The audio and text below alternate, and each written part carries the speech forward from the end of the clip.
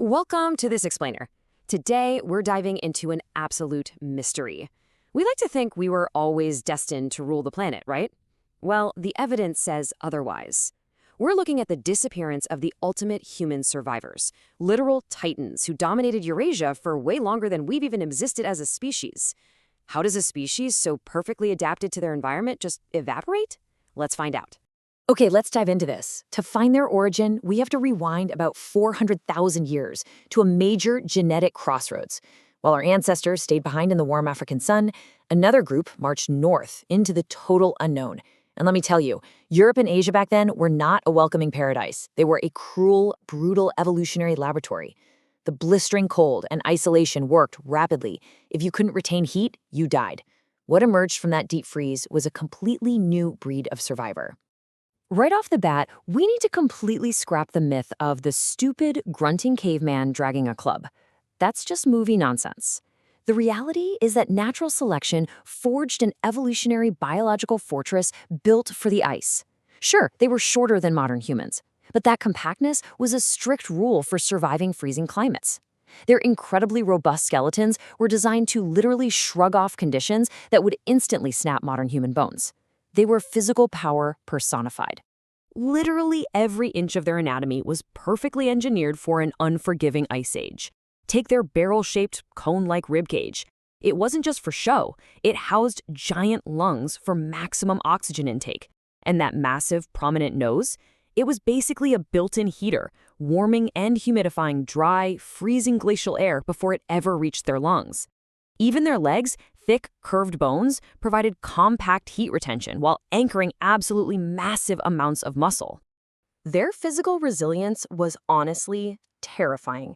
Get this, computational models revealed that the bite of a healthy adult Neanderthal was actually stronger than a pit bull's. When we look at fossil evidence, like the famous 1856 bones from Germany's Neander Valley, it proves they could effortlessly take hits that would shatter our bones into splinters. But you know, the true mystery wasn't in their muscles. It was what was going on inside their skulls. We really need to dismantle the small brain myth right now. On average, a Neanderthal's brain was actually larger than ours. Yeah, larger. So why are they the fossils? Well, it comes down to how that brain was wired. Our Homo sapiens brains evolved to prioritize complex social connections and abstraction. But the Neanderthal brain, it invested heavily in massive occipital lobes. That gave them superior vision in totally dark caves and supreme body control. They were absolute masters of the here and now, hyper-focused and instantly reactive. And they were brilliant with fire. For a long time, people assumed Neanderthals just waited around to scavenge fire from lightning strikes. Nope. Recent excavations reveal they were actual chemists and geologists.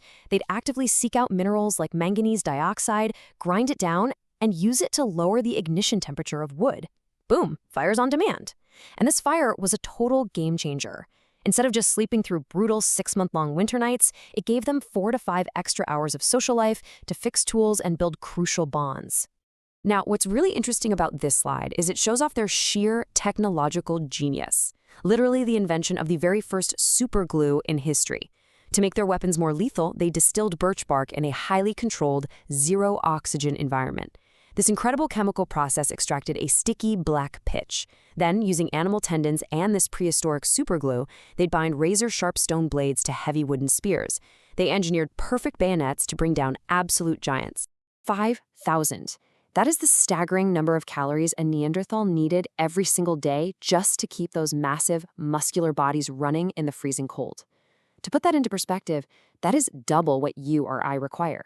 And remember, there were no supermarkets, no agriculture. There was zero margin for error.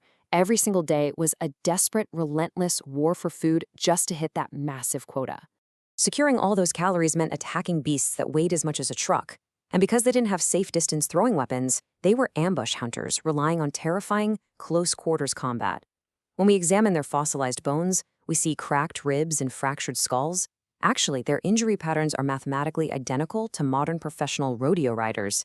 For them, survival was just this eternal, brutal rodeo. But they definitely weren't just mindless meat eaters. Fossilized tartar on their teeth shows they were highly adaptable omnivores. We're talking cooked tubers, plant starches, nuts. They even understood plant medicine, using things like chamomile and yarrow specifically for pain relief. And down by the coast, we found remains of seals, mussels, and even dolphins. They understood the tides and stood at the absolute top of the Pleistocene food chain. But turning this hostile environment into a home took a brutal physical toll. Thriving in negative 50-degree winds meant 90% of their bodies had to be wrapped in thick animal hides. But raw skin dries as hard as wood, so how do you soften it? They used their own mouths as human vices. They'd clamp down on freezing leather and pull for days on end. They literally sacrificed their own front teeth, wearing them down to the roots just to survive the cold. Let's move to and see how this builds, because all this hardship takes us to a cave in Iraq, where we meet a Neanderthal known as Nandi or Shanidar 1. Nandi lived to the ripe old age of 40 or 50, but his skeleton shows a staggering history of trauma. He was blind in one eye from a massive blow, likely had brain damage causing partial paralysis. He limped, had no front teeth left, and his right arm was withered and completely amputated above the elbow. So the crucial point is this: under the incredibly harsh rules of Ice Age survival, a man who can't hunt, can't carry his own weight, or even chew his own food, he should have died decades earlier. He consumed resources without offering any material return, but he lived. And the only way he lived is because his clan fed him, carried his load, and protected him. Nandi's decades of survival definitively prove that profound empathy and compassion existed long, long before modern human cities ever did. But we have to ground ourselves back in reality here, because despite that beautiful compassion inside the cave, absolute horrors were waiting outside.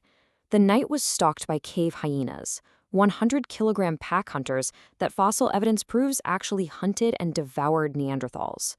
And even their caves weren't completely safe.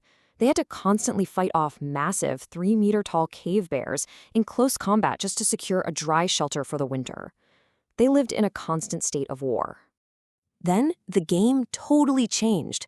Around 45,000 years ago, a thinner, stranger human arrived from the African sun, us, Homo sapiens. To them, we must have looked so bizarre. We were taller and lighter on our feet, and we brought totally new tech, like bone needles for fitted clothing and throwing weapons so we could hunt safely from a distance. But most importantly, we brought massive, noisy, highly connected social networks straight into their quiet, isolated valleys. Now, forget the Hollywood myth of some epic, bloody, prehistoric war. There are no mass battlefields of Neanderthals slaughtered by sapiens. Their extinction wasn't a genocide. It was a slow, silent asphyxiation. Neanderthals already had incredibly low genetic diversity and were dealing with a wildly changing climate. As our sheer numbers spread like wildfire, every herd we hunted was food they lost. We simply pushed them to the freezing fringes until they ran out of room. And this brilliantly illustrates the final, mind-blowing twist to their story. It wasn't just pure competition, we coexisted, and we interbred. If you have any ancestry from outside sub-Saharan Africa, you are not 100% Homo sapiens. You literally carry between 1 and 4% Neanderthal DNA. Their genetic legacy didn't just vanish into the cold, they were absorbed directly into your bloodline. As we wrap up this explainer, I really want you to think about what that means for you today. Those Neanderthal genes actively help dictate your immune system, how your skin reacts to sunlight, and even your sleep habits. They weren't a failed experiment at all. So as you go about your day, ask yourself, which of your traits were actually forged by the ultimate survivors in the freezing dark of the Ice Age?